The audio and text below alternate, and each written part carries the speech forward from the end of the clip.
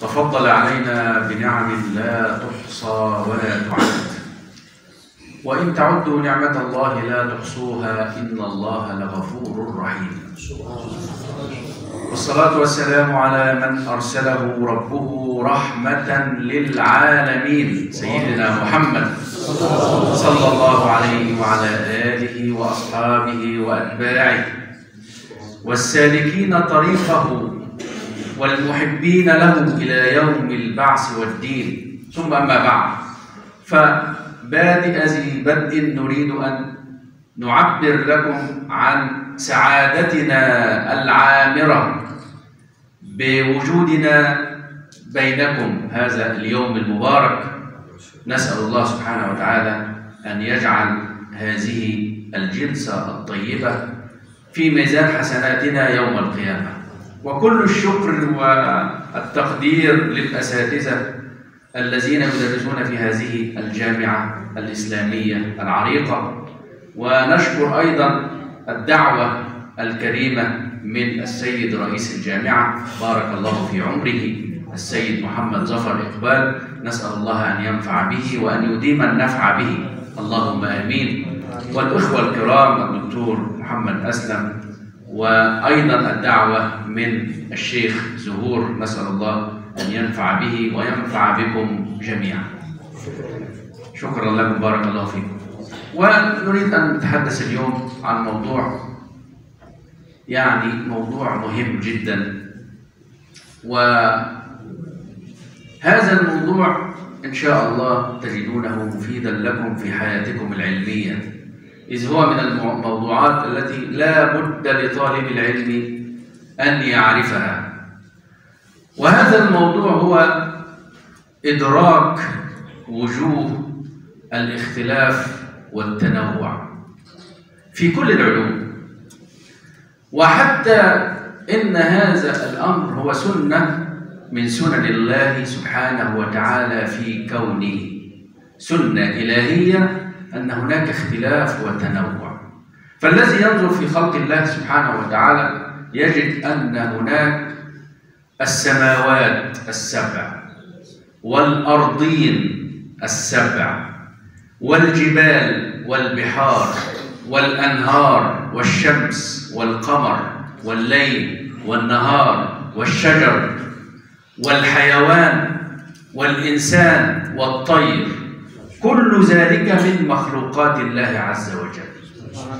والله سبحانه وتعالى يريد أن ينبهنا إلى أمر مهم جدا، وهو التنوع في المخلوقات. هذا التنوع في المخلوقات هل نحن نستفيد منه؟ نعم، نستفيد منه في أمور كثيرة. أول أمر هو أنه دليل قاطع على وحدانية الله عز وجل. الله سبحانه وتعالى يقول: ومن كل شيء خلقنا زوجين لعلكم تذكرون. ما الآية التي بعدها؟ ففروا إلى الله إني لكم منه نذير مبين. أي أن الإنسان حينما يتفكر في الزوجية الموجودة في جميع المخلوقات يجد أنه لا يوجد شيء إلا والله سبحانه وتعالى جعل منه زوجين، علامة على تفرده ووحدانيته وحده، لا شريك له، لا نظير له، لا ند له، لا صنو له سبحانه وتعالى. إذن هذا التنوع أصل من أصول الإيمان. إذا أدركنا التنوع أدركنا الوحدانية لله عز وجل. الأمر الثاني من هذا التنوع أننا ندرك ونستفيد من هذا التنوع في الكون بأننا نستفيد منه التكامل في حياتنا. التكامل لماذا؟ لأنه ليس هناك تضارب بين الأرض والسماء، ليس هناك تضارب أو اختلاف أو تعارض بين البحار والأنهار، ليس هناك تضارب أو اختلاف بين النباتات أو بين الحيوانات أو بين الإنسان وسائر المخلوقات، بل كل شيء في الكون يسير وفق إرادة الله ووفق قدرته في تكامل. معنى التكامل أي كل شيء يستفيد من الشيء الآخر. فالإنسان خلق الله سبحانه وتعالى له زوجة. خلق الله سبحانه وتعالى له إيه؟ زوجة. لماذا؟ لأن الإنسان يحتاج إلى التكامل مع زوجته حتى يستطيع أن ينشئ أسرة واحدة، كل واحد منهما يستفيد بما عند الآخر. فالإنسان الزوج يستفيد من زوجته والزوجة تستفيد من زوجها، ويكون بينهما تكامل وليس بينهما تعارض. وهذا في كل شيء في الكون موجود. إذن حينما ندرك هذا الاختلاف وهذا التنوع الإلهي نستفيد منه التكامل في حياتنا. أيضا إدراك هذا الاختلاف هو أصل العلم. أصل إيه؟ العلم. وإذا أردت أن تعرف ذلك فاقرأ سورة فاطر. سورة إيه؟ فاطر. اقرأها من أولها إلى آخرها، تجد أن الله سبحانه وتعالى ذكر في هذه السورة أصناف المخلوقات جميعا. ألم تر أن الله أنزل من السماء ماء فأخرجنا به ثمرات مختلفا ألوانها ومن الجبال جدد بيض وحمر مختلف ألوانها كذلك ومن الناس والدواب والأنعام مختلف ألوانها كذلك. ألوان إنما يخشى الله من عباده العلماء. إذن إدراك هذا التنوع والاختلاف أصل العلم.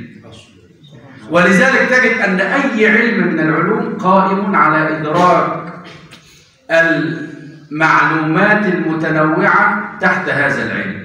فعلم النحو مثلا، إذا أردت أن تكون عالما في علم النحو وإذا تعرفت على وجوه الكلمة، علماء اللغة موجودون، إذا أصبحت تدرك الاختلاف في وجوه الكلمة إعرابا وبناء، وأدركت أن تفرق بين المرفوعات والمنصوبات والمجرورات والمجزومات، أصبحت عالما في النحو. هذا أصل علم النحو. في علم الفقه مثلا، إذا أصبحت تفرق بين الواجبات والفرائض والمندوبات والمباحات والمكروهات والمحرمات، أصبحت عالما في الفقه. وأيضا في علم الحديث، إذا أصبحت تستطيع أن تفرق وتميز بين الصحيح والسقيم، يعني الضعيف بأنواعه، المرسل والمنقطع والمدلس والمعلل، كل هذه الأنواع التي تدرسونها في هذه المدرسة المباركة، إذا استطعت أن تميز بين هذه الأنواع أصبحت عالما في الحديث. وكذلك علم الصرف وعلم البلاغة. إذا منشأ العلوم كلها من إدراك التنوع والاختلاف الحاصل في أفراد هذه العلوم. إذا هذه ميزة أيضا إلى جانب إدراك الوحدانية، إلى جانب إدراك التكامل. النبي صلى الله عليه وسلم يقول: مثل المؤمنين في توادهم وتراحمهم وتعاطفهم كمثل الجسد الواحد إذا اشتكى منه عضو تداعى له سائر الأعضاء بالحمى والسهر. يعني إيه؟ يعني الله سبحانه وتعالى أنعم علينا بنعمة الإسلام، فدخل الناس في دين الله أفواجا، العربي وغير العربي، من هو في باكستان ومن هو في الهند ومن هو في السعودية والإمارات ومصر. دول العالم كلها فيها مسلمون، كل دول العالم فيها إسلام. هؤلاء المسلمين جميعا النبي صلى الله عليه وسلم يشبه المسلمين جميعا بأنهم في التكامل والتراحم فيما بينهم، كأنهم جسد واحد. وهذا يعني أن هناك تكامل، هناك تعاون. وأيضا يعني أن الاختلاف الحاصل هذا لأن هناك تكامل. فمثلا الجسم يشتمل على ماذا؟ على العين، العينان واليدان والرجلان والرأس والفكر، كل هذا في الجسم. لكن هل هناك تعارض بين العين والأذن؟ بين العينين واللسان؟ ليس هناك تعارض. كل شيء في جسم الإنسان يؤدي وظيفته التي تخدم الجسم كله. سبحان الله. وفي حالة أن يكون هناك مرض أو ضعف أو شكوى من أي عضو من الأعضاء فإن سائر الأعضاء تشعر بهذا الألم، فتمنع صاحبها من النوم وتجعل هذا الجسم يعني يعتريه السخونة ويعتريه المرض. فكل جزء من أجزاء الجسم يشعر بالمرض لشكاية جزء آخر. هكذا يجب أن يكون المسلمون فيما بينهم كمثل الجسد الواحد. وأنتم في ميدان العلم، ولا أريد أن أطيل عليكم، وأنتم في مقتبل الحياة العلمية، يعني لا نقول نهاية الحياة العلمية، لأن الحياة العلمية دائما مهما وصل الإنسان فيها لا بد أن يقول أنا في بداية الطريق، لا بد أن يشعر ويشعر نفسه أنه ما زال في بداية الطريق، لأن طريق العلم لا نهاية له. نعم. فلا بد وأنتم في هذه المرحلة لا بد أن تشعروا بأنكم في بداية طريق العلم. وإذا أردتم أن تتعلموا العلم على حقيقته وعلى أصله فلا بد أن تدركوا هذا التنوع والاختلاف بين العلماء.